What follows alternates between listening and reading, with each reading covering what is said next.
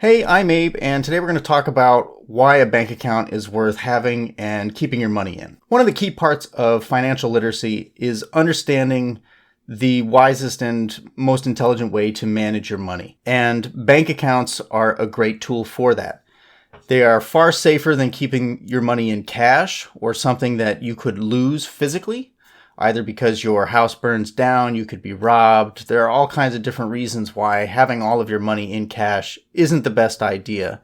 But a bank account also opens a lot of other doors. So first off, it's definitely safer than keeping it in cash. So having your money at a bank prevents you from falling prey to one of these other risks. Secondly, the money that you put into a bank, at least in the US, is insured up to a certain amount by the government. So if you put up to, and depending on the bank, and depending on the account, it's somewhere between $100,000 to $250,000. So if you have $10,000, $10 in your bank account, and the bank fails, or everybody goes to the bank all at the same time to pull their money out because the market is crashing, and for whatever reason they think they need it, that insurance means that your money will be available, at least up to that limit. So being insured by the government means that even if the bank is robbed, your money is still safe. Thirdly, it allows you to have access to a variety of different financial transactions or interactions with other parties. So it means that when you receive a paycheck from your employer, it can go into someplace safe without you ever having to touch it. Or if you want to receive that as a check, you can then take it to the bank and deposit it that way. You can deposit it on your phone. There are a lot of ways to streamline the management of your money physically, right? You can completely take that physical aspect of it out of your life. It allows you to earn interest on the money that is in that bank. A lot of checking and savings accounts offer you maybe a small percentage interest, but they will pay you for the right to have your money held with them. It allows you to write checks, which you may need to do to pay a handyman to come and fix your toilet or plumbing in your house. It allows you to use a debit or credit card. And then in the case of the debit card, it comes right out of your accounts, or a credit card, you're paying the credit card bill out of your bank account. I don't believe there are many, if any, credit cards that allow you to just show up somewhere with cash in hand and try to pay it, although there's probably an envelope or a way to mail in money. I don't know. It's complicated. But if your money is in a bank, you can set up an electronic payment very easily.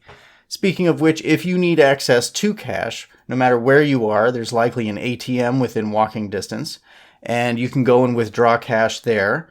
Some banks charge a small fee, but a lot of banks do not. Or if you are charged a fee at the ATM itself, the bank will reimburse you that amount. So having the luxury of being able to have cash wherever you are without having to carry cash around with you is a very handy method of having access to your money. You can use payment apps like Venmo or PayPal.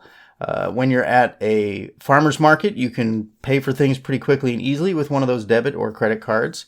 And generally, in order to rent or buy a place, you're going to need a bank account. I've heard stories of people who went to buy a house and they literally kept all of their cash around where they were staying, either buried in the yard or in books or under the mattress. And when they showed up and the bank asked them to show them proof of funds before they started the whole mortgage issuing process, and they showed them this wad of cash lying there, the bank wouldn't accept that. So a bank account shows another financial institution that you do have money without it seeming or possibly even being somewhat suspicious. So that's the third one. A lot of various financial transactions are made far more simpler by having a bank account. And then to learn more about this, there are online-only banks, and then there are also brick-and-mortar banks. Brick-and-mortar banks you're probably familiar with. They're the ones that you drive by when you're at home or you're riding the bus to work, that you can see the actual physical location. It's like brick-and-mortar bookstores. So there's actually a place you can go to talk to somebody in person. If you have questions or if you would like to deposit your check, you can do so in person. If you can't afford a cell phone, for example, to scan in your checks, this is a good way to do it.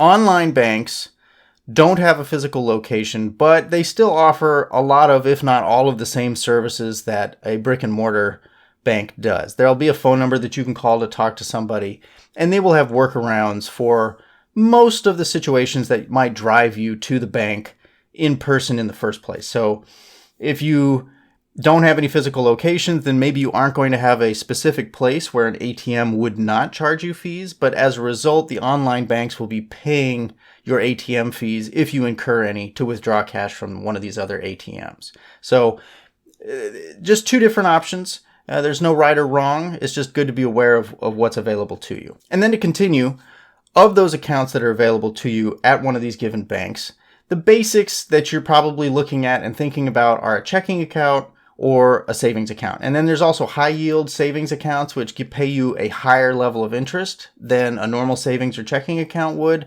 And those come with a little bit higher requirements for the amount that you need to deposit initially, or the amount of money that you need to keep in there at any given point in time. So worth looking into, but the basics, checking, savings, and then it's sort of a savings account, a high yield savings account. And then at the end there also, some people have just a very specific savings account for their emergency fund only, so that it's not something that's in with the rest of their money. They can just look at this account, know what their total is, and then manage that completely separately. And there's no limit to the amount of accounts that you can have.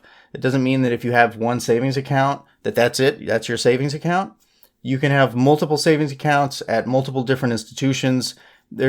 I'm sure there is a limit, but it is a meaningless limit. So set it up however makes sense for you. So if you need to have a checking and a savings account at one bank, and then another savings account that is a high yield savings account at another bank because it offers better interest, and maybe that's where you're putting your emergency fund, that may be a good way to do it. But it's up to you, and you can make the decision that works best for you. To recap, keeping your money in a bank as opposed to the alternatives, which is probably just keeping it in cash, is far safer. It's insured, so the money's always going to be there regardless of what happens, at least in this country.